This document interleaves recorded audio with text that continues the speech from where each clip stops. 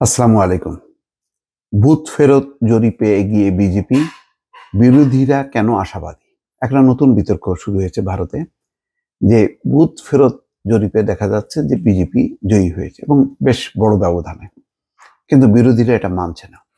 এখন প্রশ্ন হচ্ছে যে বুথ ফেরত যে জরিপ, অর্থাৎ ফলাফল আনুষ্ঠানিক ঘোষণার আগেই বিভিন্ন সংস্থা নানাভাবে নানা তথ্যপাত্র দিয়ে যে জরিপগুলো করে, এটাকে বলা হয় বুথ ফেরত জরিপ।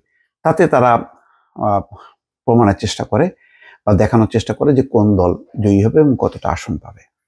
তো এই জরিপের পদ্ধতি নিয়ে নানা বিতর্ক আছে।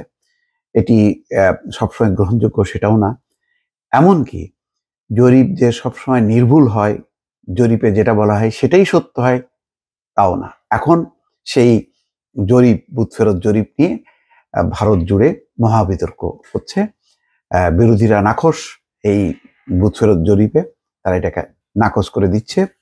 বলা হচ্ছে এগুলি হচ্ছে বিজেপির নানা রকম প্রোপাগান্ডা প্রজেক্ট। আর অন্যদিকে এই এই ফলাফল আনুষ্ঠানিকভাবে ঘোষণার আগেই বিজেপি রীতিমতো উল্লাস করার বা আনন্দ উৎসব করার প্রস্তুতি নিচ্ছে, সেই খবরও আসছে। এখানে বলা হচ্ছে ভারতের দীর্ঘ 7 দফা নির্বাচন শেষে এক্সিট পোল বা বুথ ফেরত জনমত সমীক্ষার ফলাফলও সামনে এসেছে।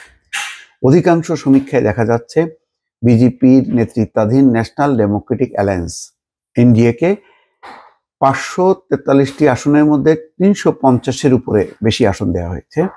কিছু কিছু সমীক্ষা সংস্থা এনডিএকে 400-র উপরে আসন দিয়েছে, যেমনটা ভবিষ্যৎবাণী করেছিলেন প্রধানমন্ত্রী নরেন্দ্র মোদী। তবে এই জরিপের ভিত্তি নেই বলে মনে করছেন বিরোধীরা। পশ্চিমবঙ্গের মুখ্যমন্ত্রী মমতা বন্দ্যোপাধ্যায় তো খোলাখুলিভাবে বলেছেন, আমাদের রাজ্য নিয়ে যেটা দেখাচ্ছে তা আমি বিশ্বাস করি না। এটা একেবারেই ভেক, অর্থাৎ অস্পষ্ট এবং একেবারে ফেক, অর্থাৎ ভুয়া। কংগ্রেসের অন্যতম শীর্ষ নেতা জয়রাম রমেশ বলেছেন, বিদায়ী স্বরাষ্ট্রমন্ত্রী অর্থাৎ অমিত শাহ ডিস্ট্রিক্ট ম্যাজিস্ট্রেট এবং কালেক্টরদের মধ্যে অন্তত 150 জনকে এখন পর্যন্ত ফোন করেছেন। নির্লজ্জভাবে ভয় দেখানো হচ্ছে, এটাই বলছে বিজেপি কতটা মরিয়া। শনিবার ইন্ডিয়া জোট দাবি করেছে যে তারা অন্তত 295টি আসন পাবে। ইন্ডিয়া জোট অর্থাৎ কংগ্রেস সহ বাকি যে জোট, তারা বলছে যে 295টি আসন পাবে।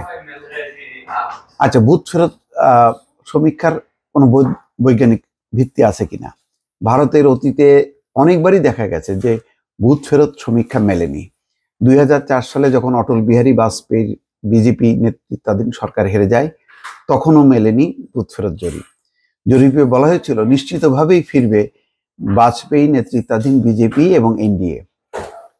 এর পরের 10 বছর অর্থাৎ 2014 সাল পর্যন্ত ক্ষমতায় ছিল কংগ্রেসের নেতৃত্বাধীন ইউপিএ, ইউনাইটেড প্রোগ্রেসিভ অ্যালায়েন্স।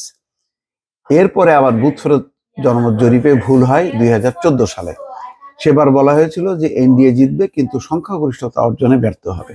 কিন্তু ফল প্রকাশের পর দেখা যায় যে এককভাবে নরেন্দ্র মোদীর নেতৃত্বাধীন বিজেপি পেয়েছে 282টি আসন, সংখ্যাগরিষ্ঠতা পেতে 272টি, আর এনডিএ জোট পেয়েছে 376 আসন। এছাড়া রাজ্যের বিধানসভা নির্বাচন ধরলে তো কথাই নেই, অসংখ্যবার মেলেনি বুথ ফেরত জরিপ। ফলে একেবারে যে খুব বিশ্বাসযোগ্য এই বুথ ফেরত জরিপ সেটা না। এখন দেখা যাক, আর খুব বেশি দিন নেই, মঙ্গলবার নাগাদ জানা যাবে যে মানে কে ক্ষমতায় আসছে, নরেন্দ্র মোদীর জোট নাকি বিরোধীদের ইন্ডিয়া জোট। দর্শক ভালো থাকবেন, আল্লাহ হাফেজ।